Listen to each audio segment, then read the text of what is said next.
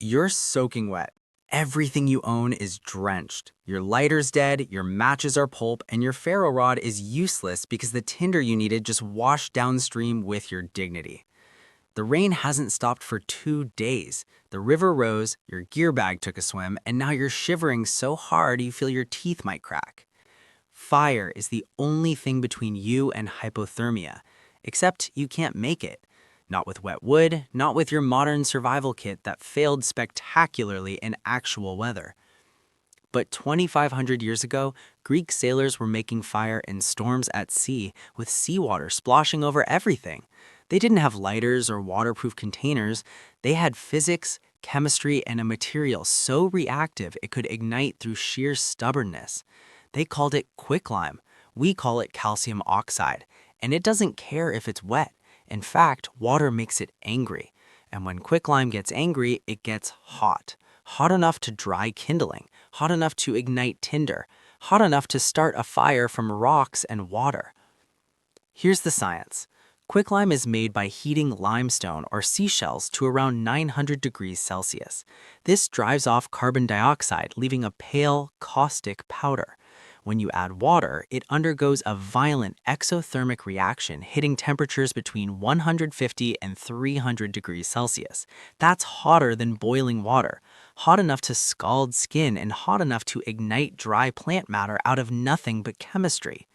The Greeks figured this out because they used lime for everything: mortar, plaster, preserving food.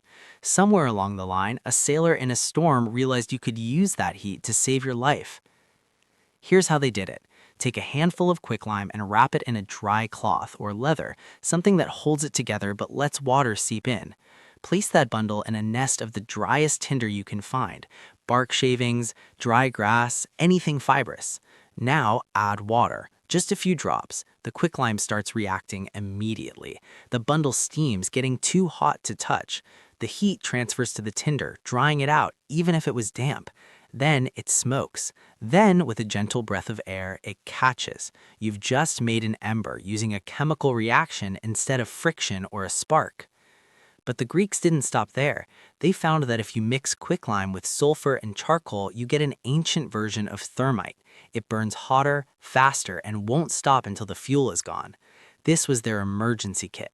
Sailors kept small, sealed containers of this mixture on ships. When they needed fire in a storm, they just added water and let chemistry do the work. They even figured out how to start fires underwater for signal beacons or sabotage. They'd wrap the mixture in oiled cloth, seal it in a clay pot with a fuse, and pull it submerged.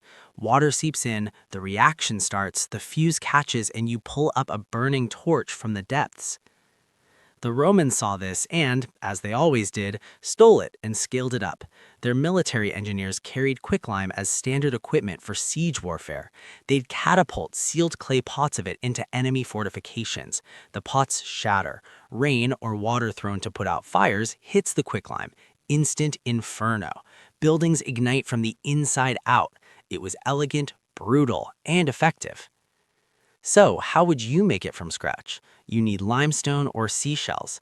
Crush them into fist-sized chunks. Then you need a kiln. A simple pit in the ground will do. Line the bottom with stones for airflow. Stock your limestone inside and pack wood all around it. Seal the top with mud, leaving a small vent. Then you light it and let it burn for hours, maintaining a heat over 800 degrees Celsius. You'll know it's done when the rocks glow white hot. Let it cool. What you have now are pale, crumbly stones. That's quicklime. Store it immediately in a sealed, waterproof container. The moment it's exposed to air, it starts to degrade. You can still buy it today at hardware stores, sold as calcium oxide. But be careful. This isn't a toy. The powder is caustic. It will give you chemical burns on contact. It can blind you if it gets in your eyes. If you inhale the dust, it will damage your lungs.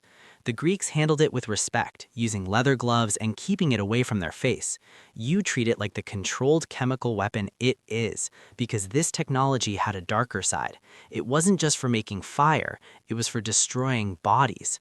Armies used it in mass graves to accelerate decomposition and prevent disease. The same reaction that cooked your food also erased your enemies. It was life and death in a single substance. And that's the real lesson here.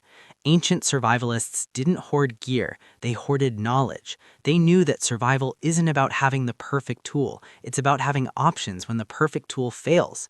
They carried quicklime and flint and steel and a fire drill. They had redundancy. They understood the principles of heat, fuel, and oxidation because their lives depended on it. So, fast forward to now. You're still wet, still cold, but you have a small sealed jar of this ancient knowledge in your pack. You pull it out, wrap a small amount in cloth, place it in your tinder, and add a few drops of water from the river that just tried to kill you. You see steam, then smoke, then a glowing ember. Within 5 minutes, you have a flame. You've just made fire with the same chemistry that kept Greek sailors alive in the Aegean Sea. No matches, no spark, no excuses.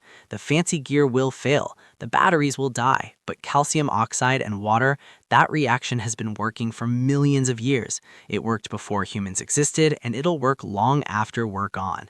And right now, in this moment, it'll work for you.